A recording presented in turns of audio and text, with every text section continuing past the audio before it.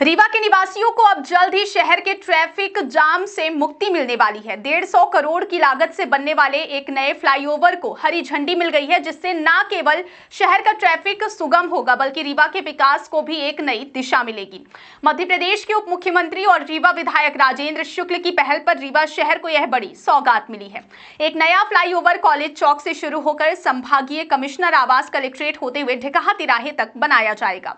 यह वो रास्ता है जहां दिन भर भारी ट्रैफिक रहता है और जाम एक बड़ी समस्या है। इस फ्लाईओवर के बन जाने से लोगों को ढिकाहा तिराहे पर लगने वाले जाम से राहत मिलेगी। उप मुख्यमंत्री ने बताया कि यह स्वीकृति केंद्रीय मंत्री की सहमति के बाद मिली है। राष्ट्रीय राजमार्ग 30 पर हादसों को रोकने के लिए पहले से ही अंडरपास और ओवरब्रिज का निर्माण करा रहा है। इसी कड़ी में अब शहर के अंदर इस बड़े फ्लाईओवर का निर्माण किया जाएगा। आपको याद होगा कि हाल ही में मध्य प्रदेश का सबसे लंबा फ्लाईओवर जबलपुर में बनकर तैयार हुआ है, जिसे वीरांगना रानी दुर्गावती फ्लाईओवर नाम दिया गया है। केंद्रीय मंत्री नितिन गडकरी और मुख्यमंत्री डॉक्टर मोहन यादव ने हाल ही में इसका लोकार्पण किया है। उसी कार्यक्रम में 4250 करोड़ की लागत से 174 किलोमीटर लंबी 9 सड़क परियोजनाओं का भी शिलान्यास किया गया था। अब जबलपुर के बाद रीवा में यह बड़ा निर्माण कार्य शुरू होने जा रहा है। इस मौके पर केंद्रीय मंत्री नितिन गडकरी ने मध्य प्रदेश की सड़कों की बदलती तस्वीर पर भी बात की।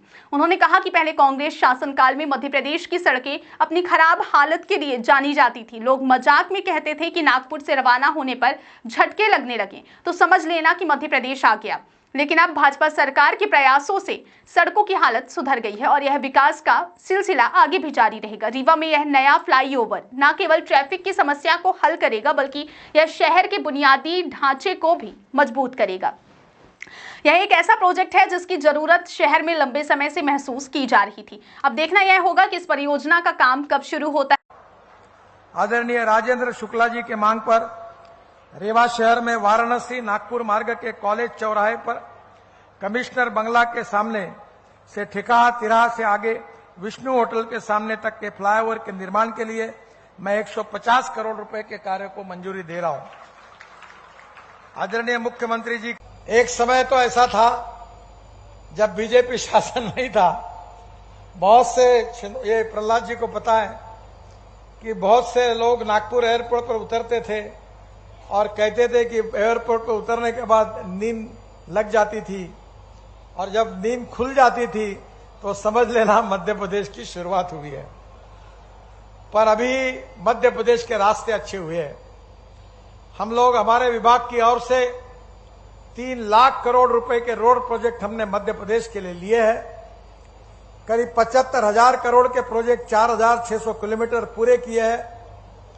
करीब 65,000 करोड़ के प्रोजेक्ट 3200 किलोमीटर के चल रहे हैं और आने वाले समय में करीब 1.5 लाख करोड़ की लागत से करीब 2,500 किलोमीटर से ज्यादा रोड को हमने डीपीआर और प्रोसेस में रखा हुआ है। हम मध्य प्रदेश में ग्रीनफील्ड कॉरिडोर भी बना रहे हैं। 33,000 करोड़ रुपए खर्चे से 5 ग्रीनफील्ड एवं इकोनॉमिक कॉरिडोर बना रहे हैं। इंदौर से हैदराबाद, ये जो इकोनॉमिक कॉरिडोर है उसमें नर्मदा के ऊपर, वहां ओंकारेश्वर के नजदीक एक बहुत सुंदर ब्रिज हमने निर्माण किया है। ग्रीनफील्ड जबलपुर भोपाल आपने जो नया मंजूर किया है, टाइगर रिजर्व के माध्यम से 8,000 करोड़ का, रीवा, उज्जैन, मुरैना, लंबी लिस्ट है। कई प्रकार के कामों की आपने सौगातें दी है और Ujjain, Jhalawar, Indore, Dhule, Pune, Prayagraj, Jabalpur, Nagpur high speed corridor, Gwalior, Bina, Bhopal, Nagpur high speed corridor, ये लंबी लिस्ट पढ़ते पढ़ते ऐसा लगेगा दोबारा समय बढ़ जाएगा।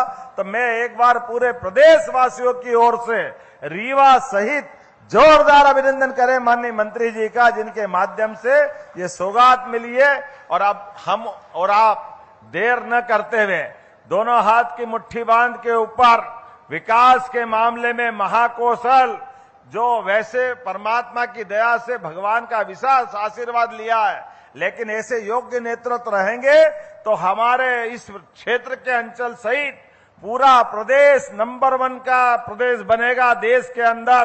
तो दोनों हाथ की मुट्ठी बांध करके ऊपर एक बार जोर से बोले भारत माता की।